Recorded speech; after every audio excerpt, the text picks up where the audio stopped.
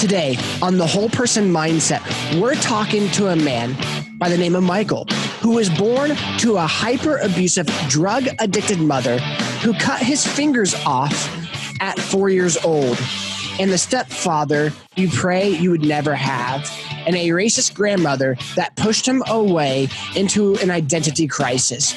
By the time he was 9, his family was in poverty and often homeless, all the while being a member of the Mormon Church. At 12, he was adopted by his grandmother and quickly turned to drugs and alcohol to survive the continuing abuse. Despite multiple learning disabilities and not graduating high school on time, Michael found success in corporate America in his early 20s. However, success only made things worse. Michael found himself morbidly obese, high, and drunk daily, and ultimately self-sabotaging everything around him. It was not until finding his inner power through his mirror moment and choosing to do whatever it took to work through childhood trauma through his early life. Michael Anthony is an author of the best-selling book, Think Unbroken, and is a coach, mentor, educator for adult survivors of child abuse. Michael spends his time helping other survivors get out of the vortex to become the hero of their own story and to take life back. Michael hosts the Think Unbroken podcast and teaches the Think Unbroken Academy, and it is his mission to change the world about how we think about ourselves. So, Michael, I want to welcome you to the show. How are you?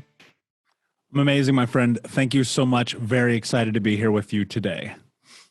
Well, it's my honor to have you, and I love your brand, your identity of the podcast, and just everything about overcoming traumas. And so you've gone through a lot at a very young age, and you've worked through them and overcome them. What was the catalyst moment in your life that said, I no longer want to be a victim of my circumstances, but I want to overcome them? Yeah, great question, man. Here's the reality, and I think about this all the time. Life is entirely predicated on the decisions that we make. And I said this in my book, and I believe it to be true. Though trauma may be our foundation, it is not our future. And when I was in my 20s, my life to an extent was incredible from the outside looking in. I was making 6 figures, working for a Fortune 10 company, had a super expensive car, fancy clothes, all those things. And I was miserable. And I was, life could not have been worse. Like, it really could not have been worse. And people look at the external things and go, well, what do you have to complain about? But inside, man, I was just shredded. I was ripped apart. I was still that hurt, lost little boy. And I hadn't done any of the work. And the moment that everything changed for me, so, I'm 350 pounds, smoking 2 packs a day, drinking myself to sleep. And one particular morning, it's 11 o'clock in the morning, I'm smoking a joint, eating chocolate cake, and watching the CrossFit Games. Man, like if that's not rock bottom, like I don't know what is. And that was it. I got up and I went into the bathroom. I looked at myself in the mirror. And for whatever reason, I remembered being 8 years old, and the water company, they came and turned our water off in the middle of this blistering hot Indiana summer day. And I grew up in Indianapolis. I grew up in a city, right? But we were so poor, they turned our water off. And I took this little blue bucket. I walked across the street to our neighbor's house, and I turned on their spigot. And for the first time in my life, I stole water. And I said to myself, well, when I'm a grown up, this won't be my life. And it wasn't from a financial aspect, but it was from every other part, because I was still so, I don't even want to use it traumatized. I was just so stuck in victim mode. And so I'm in this position, I'm looking in the mirror, I'm having this memory, and I ask myself, what are you willing to do to have the life that you want to have? And the words, no excuses, just results, like really started reverberating through my body. And what that meant in that moment was very simple. Stop negotiating with yourself. Stop letting yourself down. Stop playing the victim. Stop being woe is me. Stop not making decisions to change your life. And ultimately, that's where it came from, man. I just was like, you know what? Get your stuff together, man. Figure it out. Do whatever it takes and change your life. And that's what happened. Now, it was a slow process. That moment was almost 12 years ago, right? But today, here I am living a life that I've chosen to live on my terms.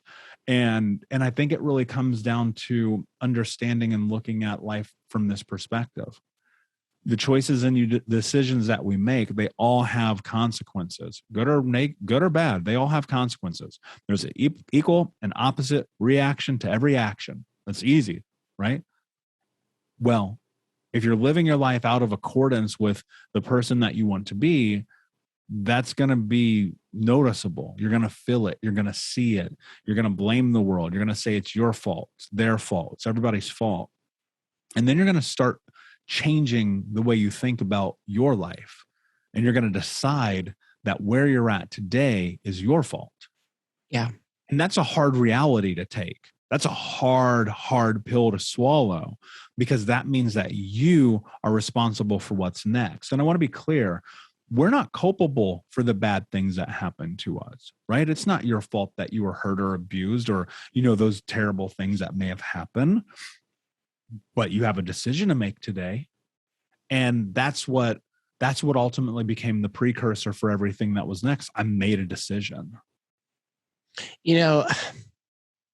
So often in our lives, we come from a place of victimhood.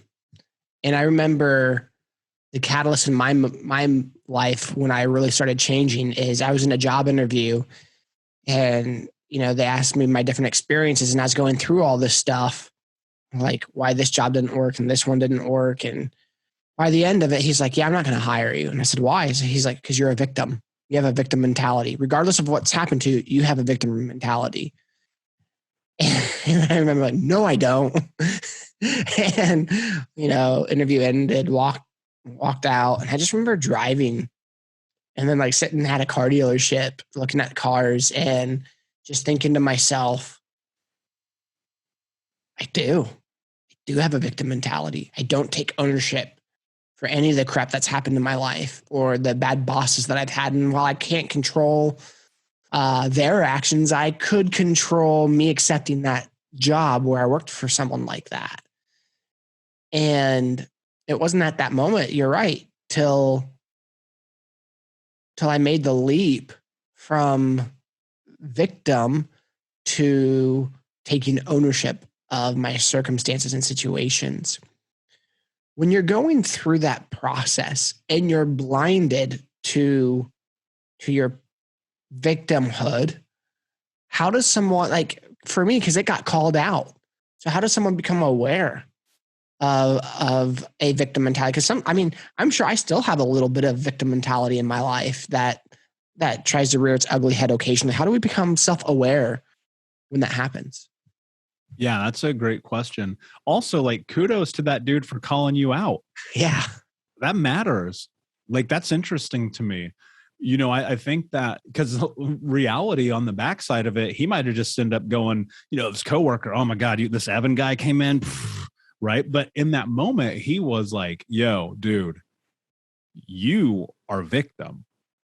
And that changed your life. That's beautiful. I love that happened for you. So how do you start to have awareness around it? I think that you have to first take inventory and look at your life and ask yourself this question. If I died today, would I have regrets? And that's a really difficult question because that means one of two things. One, you're going to recognize, no, I'm living life in accord with who I want to be, how I want to live in the world, how I want to show up. I'm doing the things I want to do because I want to do them. And I'm not doing the things I don't want to do because I don't want to do them, right? That's where I'm at. It took me a long time to get to that place, right? That's where my clients get. It takes a long time to get to that place. But ultimately, that's where freedom is, right? That's where understanding and being you exist in that scope. But in the beginning, you're like, I hate my job. I hate my partner. I hate my life. I hate my body. I'm blaming everybody else. I'm looking at the world. I'm being judging of them for making me feel bad about who I am. Might need to sit with that for a minute. Here's the hard truth. This is what people don't want to hear. This is why sometimes I get canceled. People send me messages in the internet and tell me, who do I think I am? Because it's very much in your face right now, what I'm about to say. And I don't care, because the truth is some people need to hear it. Yeah. And if you're one of those people, awesome. And if you're not, like, respect, you will hear the message from whomever it needs to be delivered by. But ultimately, if your life sucks right now, it's your fault. And you need to take a piece of paper and you need to write down your goals and your dreams and your visions and what you want. And you need to decide, what are you willing to sacrifice to get there? What are you willing to give up to make your dreams come true? What are you willing to do to acknowledge the fact that you're the one who has put yourself in this position? Dude, when I go back to 18 years old, I was working on an assembly line at a computer company for 14 hours a day, standing up the whole time with a 30-minute lunch break. That was it. That was the day for months and months and months and months. And I was like, just being okay. This is where it gets tricky. I was being okay. I decided I'm okay with the fact that this is as good as my life is going to get. And that's a hard reality, because I'm so far removed from that life 20 years later that it doesn't even feel like a possibility. But I had to get real with myself in that moment as I was looking at my future. And I thought to myself, man, I'm sitting here, I'm making like $11 an hour, killing myself, literally doing the same repetitive thing again and again and again. Like my fingers would be bleeding because I'd take Intel, I probably shouldn't say the name of the company. I'd take the chip and I'd put it in the motherboard, and I'd take the spring and I'd lock it in place. And I did that 10,000 times because that is what I decided I deserved. That was good enough. My body, right? There was a McDonald's next to a bar in front of the gym. I'd go to McDonald's. I'd go to the bar. I'd sit in my car and smoke a cigarette and say, I'll go to the gym tomorrow. I was 350 pounds. I decided that. I was poor. Look, and the list goes on and on and on. That's the truth. I did that. Nobody made me smoke cigarettes. Nobody made me go work at this terrible job. Nobody made me do any of the things that I did, from doing drugs when I was a kid to selling drugs to, breaking into houses and stealing cars and running with guns and running from the cops and doing all that. Nobody made me do that. I chose to do that. I suffer the consequence of that. I looked at my life through the scope of, these are the choices and decisions that I'm making. Make a decision. Like, that's the truth. You want to blame the world? Go blame the world. Your life won't be different. Yeah. There ain't no Disney moment. Nobody's coming to save you. You got to understand this. And nobody cares. Like, this is not to say people don't love you, that people don't respect you, that people don't want you to be successful, because they do. I want you to have that, Evan. Go and get it. But I'm not going to sit around and let you feel sorry for yourself. You want to do that? Enjoy, because you're going to be doing that by yourself over here. But if you want to go and face your fear, which this is where it comes from, the reason why people aren't successful is because they're terrified to face their fear. They're terrified of the shame, of the judgment, of the ridicule, of all the things that come along with it. And because of that, they're paralyzed because they're not good enough yet. And because they're not good enough yet, the thing that they get caught up in is that they're tripping out over the fact that they don't have it all. And they're terrified of the idea to start at zero. They're worried about the mile marker 25. I'm worried about step 1, right? Creating massive change in your life. It starts with this: momentum. You need to take one step in a different direction towards the goal in the life that you want to have every single day. Think about this. In the course of a year, if you took one step in a life change, you would have taken 365 steps. If you don't think your life will be different in 365 steps, you are mistaken. Your life can be dramatically different, but you're worried about other people judging you because you want to change.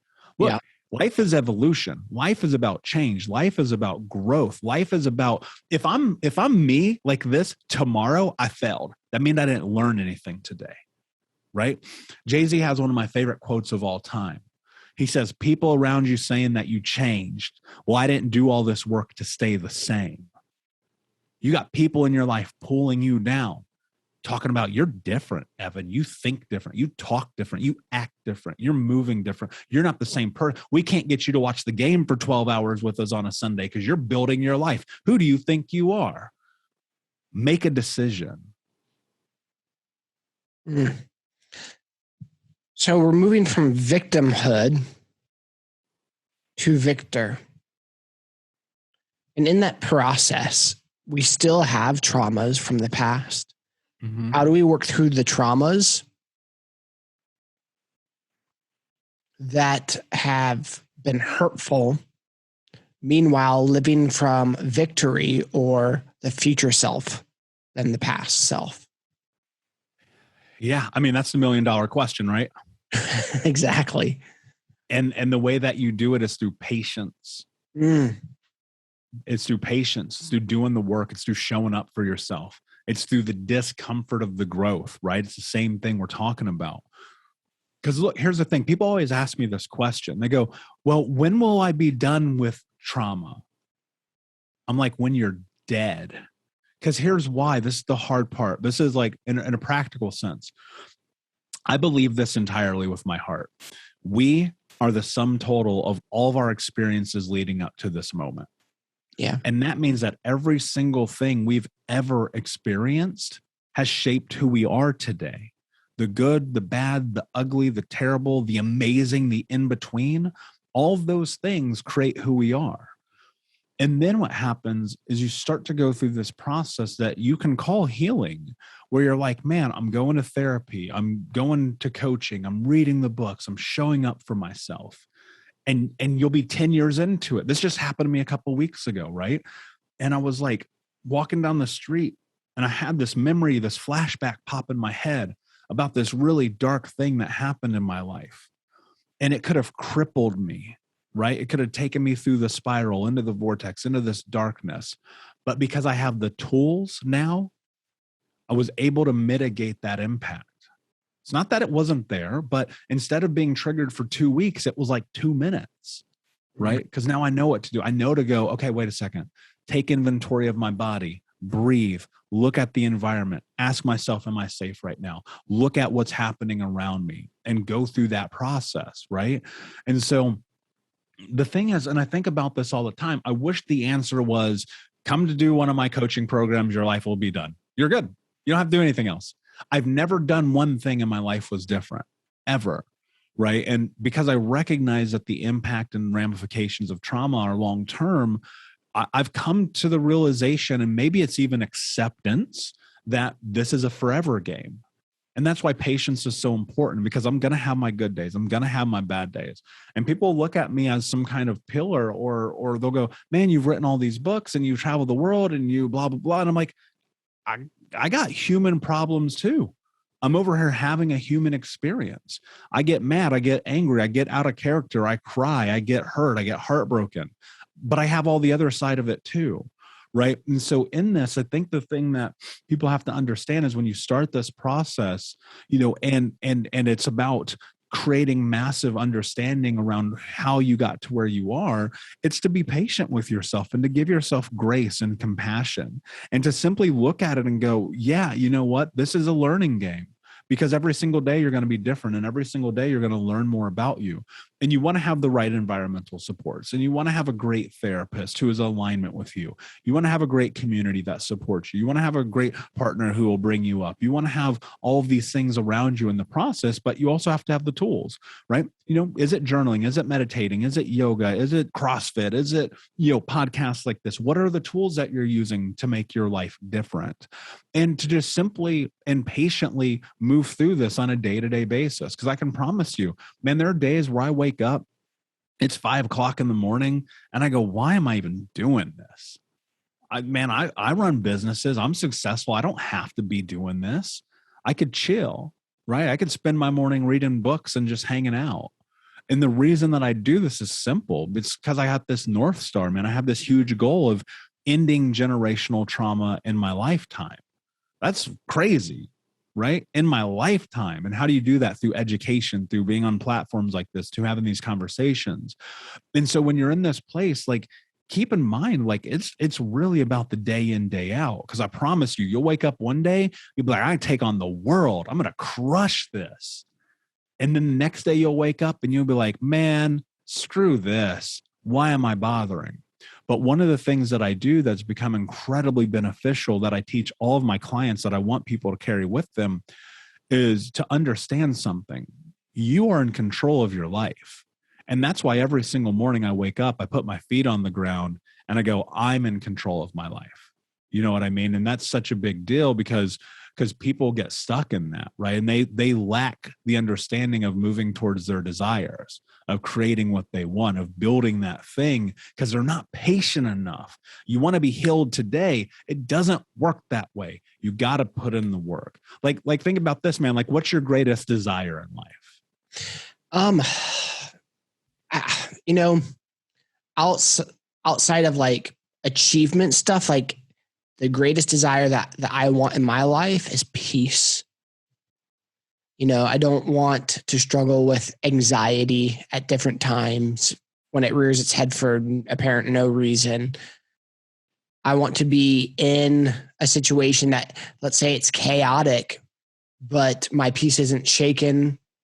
My emotions aren't affected by the environment or anything like that, that regardless of circumstances, I can be at peace. Like, that's my biggest desire. Yeah. And I think we all can get there to an extent. I think it's maybe far-fetched to believe that that's an all the time thing, but it can be a lot of the time thing. It can be the majority of the time, right? You know, and I look at my life now. I'll give you great context for this. When I was 28, 29 years old, I was having 5 panic attacks a day. 5, like, crippling, on the ground, freaking out panic attacks. My anxiety was so I couldn't leave the house. Like, I was scared to drive my car. And then I started doing the work. And then I started learning about, where does that come from? I started educating myself. I started figuring out what my triggers were. And I started recognizing that the correlation between my panic attacks and anxiety were actually my choices and my decisions. It was the things that I was doing or the things that I was not doing, the things that were keeping me awake at night, that was driving this. And then, of course, there's also like you got to talk about and understand where complex post-traumatic stress disorder comes from. You got to talk about those things. You need to understand why the amygdala does what it does when you're in a hypervigilant state. You need to understand the purpose of the hippocampus, and you need to understand the prefrontal cortex and the sympathetic and parasympathetic nervous system and how those all relate to those things, right? Because education is everything. And then you have to realize, like, you have anxiety because you're not making the choices you need to make. You know, you have to understand that anxiety comes from the indecisions or the lack of the choices you're making and the things that are keeping you awake at night. And so the thing that happens that I often come to, this thing about peace, because, dude, I am right there with you. Peace is everything to me. Like, peace to me is like the precursor for what I want in my life. Yeah. But you only get through peace by doing hard things that get you to it, right? I hate to use the analogy, but you got to crack a few eggs to make an omelet, right? People want peace without having to do difficult tasks between where they are and how to get there. And so, you know, I think about this often, like, peace comes from looking at your life and understanding what brings that, right? Because is it money? Is it family? Is it honesty? Is it working a job that you want to work? Is it building that thing you want to build? Like, where does peace come from? And for me, I think peace comes from living life on your terms. I don't know how else to get it, because it's not external. Nobody's going to give it to you. Money's not going to help you, right? You know, you've got to sit down and figure out what that is. Because, dude, I know people who are billionaire with a B, have all the money you could ever have, who are in my life, who I know are miserable. So you've got to figure out what peace means. If it's waking up and having coffee with your partner and then walking the kids to school and then picking them up and taking them to soccer practice, and that's how you feel like you have the most joy and abundance in your life, then figure out how you do that every day. Right. And I think that's what it's about. You have to live life on your terms. Anything less than that, I don't think peace is inevitable for you. That's good. So we've talked about taking ownership of your choices. We've talked about moving out of victimhood. We've talked about being patient with yourself in change, which is very similar to something that I've been practicing, which is love yourself through the process of change. Mm-hmm. And for me, like that's when I started doing that, that's when I started seeing my best results. And then even the achievement of living more days in peace than in not. And so the next step would be what? Yeah, the next step is the follow through. The next step is the continuity. The next step is the day in and the day out of it. You know, I think people really miss the boat on how important it is to continue to show up, to go in every single day, on the hard days, on the good days, on the in-between days, and keep doing it, to keep showing up every single day. We live in a weird time right now, probably more so than ever, where suddenly people get these flashes of fame or celebrity, right? That's the truth. How about that? And it puts people in a position of where they're measuring themselves against them. And they're going, why do they get to have that? Who cares? It has nothing to do with you. Their life has nothing to do with you. And those people they claim that are overnight successes, let me tell you this, every overnight success that I know spent 15 years in the dark. We just met each other, right? I've been doing this for 11 years. Right? And so it's like, be patient. Keep putting in the work. Keep grinding every day. Life you want to have. Get crystal clear about that life. Take a pen and write it down. You aren't reaching any goals because you didn't write them down. Yeah. You don't know what you're doing. You have no idea where you're going. And you're blaming the world because your life sucks. You're like, why does Kim Kardashian get to be famous? Who cares? What does it have to do with you? Why can't you build that life if that's what you want? Because you ain't writing it down and you're not moving towards it every day and you're not holding yourself accountable and you're not being disciplined and dedicated and surrounding yourself with people who support and encourage you. Instead, look, I'll give it to you in the most simplified way possible. It takes as much energy to destroy your life as it does to build your life. Mm. You know, as you were talking about, Kim Kardashian, who cares, and these other famous people, as you were saying that, my thought was like, your focus is on someone else doing something else and then comparing yourself to them. Like, you can't get anywhere in life if your focus is on someone or something else other than your desired outcome. Yeah, 100%. Like, ask me what happened in the news today. I have no idea. What does all these people have to do with me? Right? It's the keeping up with the Joneses. We're always looking towards other people, trying to be like, oh man, why do they get it? Why do they get to have that? Why can't I have it? That's victimhood. That's the victim mentality. You can have that. You can do, like, here's what I think about every day. If we can put people into outer space, then anything is possible. The fact that you're alive right now and you're being ungrateful about that is insane to me. You have a chance to win the lottery 7 times more than, so the odds are you have a better chance of winning the lottery 7 times than being born. Yeah. Yeah. And look, to me, it's like, I see people when one of the things that probably drives me more bonkers than anything on planet Earth are the people who, when I go to the gas station, this person, you go to the gas station and in front of you, they're buying $100 worth of lotto tickets. Yeah. That person is never going to have success in their life because they're hoping somebody else will bring it to them. You've got to go and get it. You take that $100, you go build your life. Right? I've seen people flip $100 into $1 million. I've seen it happen. I know people personally that have done this. I'm on my way to doing that. Right? And that's one of those things that I think about, like, stop relying on other people to build your dream. You can have support, but nobody lives for you. Nobody breathes for you. Nobody loves for you. The only way your life is going to change is through the choices and decisions that you make. You're leveraging your dreams on hope that somebody else is going to hand it to you. Doesn't work that way. That is so good, man. What parting words or advice you want to give the audience? Everything. Go listen to this again. This is the play. People are always like, man, how do I get in the game? This is the play. You want to win? Go and follow this. Like, this is tactical.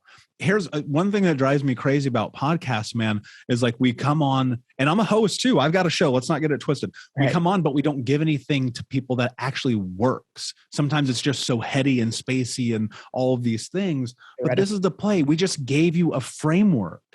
I just laid it out for you. What you do, how you do it, when you do it, why you do it. And you take that framework and then you leverage it and you take it to wherever you want to go in life. Right? Everything that you want to have is a decision away. Everything that you want to have is about getting focus, putting yourself in the right positions, asking the right questions, facing your fear, being willing to challenge the narrative that you have of what is capable in your life, changing the way that you talk to yourself, adapting a growth mindset, executing against a game plan, and being patient. That's the play. That's how you do it. So good. Michael, where can people follow you? Yeah, man. So I'm everywhere on all the social medias at Michael Unbroken. Of course, you can listen to the Think Unbroken podcast. It's on iTunes. Just search Think Unbroken podcast. It's also everywhere. I'm about to put it on cassette because then nobody will have a reason not to listen to it. But of course, you can check it out at thinkunbrokenpodcast.com. Dude, you just took me to my childhood when you said cassette. I want everyone to have access to it. No excuses, man. That's awesome. Man, I appreciate you so much coming on to the show today. Let me ask you, I haven't done this in a while, but what brings you peace?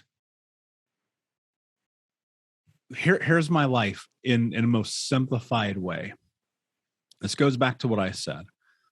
When I wake up in the morning, I put my feet on the ground, and literally the first thing I say to myself, no matter where I'm at in the world, I am in control of my life. And there is peace in that because that's true. I am in control of my life. Man, thanks again for coming on. Yeah, man. My pleasure. Thank you so much, my friend. I'm super grateful. Have a great day, man. Thanks, brother. See you soon.